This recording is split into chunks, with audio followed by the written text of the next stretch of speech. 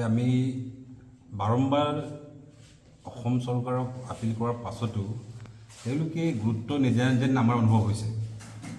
গতিকে মই মুখ্যমন্ত্ৰীক পুনৰবাৰ আকৌ আবেদন জনাব বিচাৰোঁ যে আমাৰ জোনাই ট্ৰাইবেল বেল্টত যিখিনি অবৈধ বাংলাদেশী মূলৰ মিয়া, এইখিনি আমি 15 দিনৰ সময় দিছিলোঁ, এইখিনি সময় ইতিমধ্যে উকলি গৈছে আৰু আমি এসপ্তাহ ধৈৰ্য ধৰিম, এসপ্তাহ। তাৰ পাছত কিন্তু আমি ধৈৰ্য নধৰোঁ। আমি জোনাই যিখিনি ট্ৰাইবেল মানুহ আছে, আমি যিমানখিনি ট্ৰাইবেল সংগঠন আছে, গোটেই সোপাই আমি নিজাববীয়াকৈ আমি উচ্ছেদৰ কাম আৰম্ভ কৰিবলৈ বাধ্য হ'ম।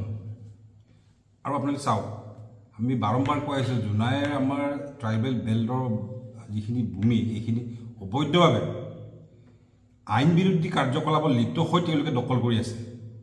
আপুনি জনাই বজাৰৰ ফালে চাওক, উদয়পুৰত অবৈধভাৱে দখল কৰি আছে। আপুনি ৰেলৱে গভৰ্ণমেণ্টৰ ৰেলৱে বিয়াগুম বিভাগৰ মাটি, ৰেলৱে নিচিনা বিভাগৰ মাটি তেওঁলোকে দখল কৰি আছে। এইখিনি অবৈধ এটা মানে বাংলাদেশী মূলৰ মিয়াসকলে। আৰু আমাৰ এই ৰাজাখান আছে, কি বুলি কয় সেইটো, চিগা, তাত দখল কৰি আছে, তেলামত দখল কৰি আছে। গতিকে আমি অসম চৰকাৰক, আমি ট্ৰাইবেল সমূহৰ সংগঠনসমূহে আমি আবেদন জনাইছোঁ, অনতি পলমেই, নহ'লে আমি চিধাচিধিকৈ আমি ট্ৰাইবেল ষ্টাইলত আমি এভেকশ্যন কৰিম, উপায় নাই। আৰু এসপ্তাহ চাম।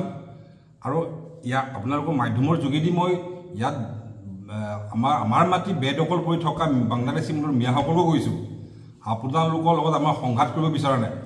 আপোনালোকে নিজৰ নিজৰ ঠাইলৈ গুচি যাওক, ইয়াৰ পৰা থালি টোপোলা বান্ধি ইয়াৰ পৰা গুচি যাওক, নহ'লে আমি জোনাইত থকা আমাৰ খিলঞ্জীয়া ভূমিপুত্ৰসকলে আপোনালোকক আমি নিজাববীয়াকৈ এভেকশ্যন কৰিবলৈ ইতিমধ্যে ৰেডি হৈছোঁ। আৰু আমি মুখ্যমন্ত্ৰীৰ প্ৰশাসনিক ব্যৱস্থাটো ৰখি আছোঁ।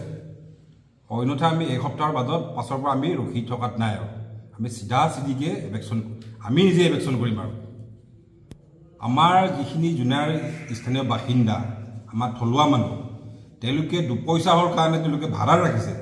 আমি বাৰম্বাৰ আমাৰ টাকা মিচিং পৰিংকা বা ইয়াৰ লোকেল সংগঠনসমূহে তেওঁলোকক বাৰম্বাৰ এপিল কৰি আছে যে অচিনাকি মানুহক ভাড়ালৈ নিদিব। কিন্তু তেওঁলোকে নিদিওঁ বুলি কৈ এই মিয়াসোপাক তেওঁলোকে ৰক্ষণাবেক্ষণ দিয়াৰ নিচিনাকৈ হৈছে।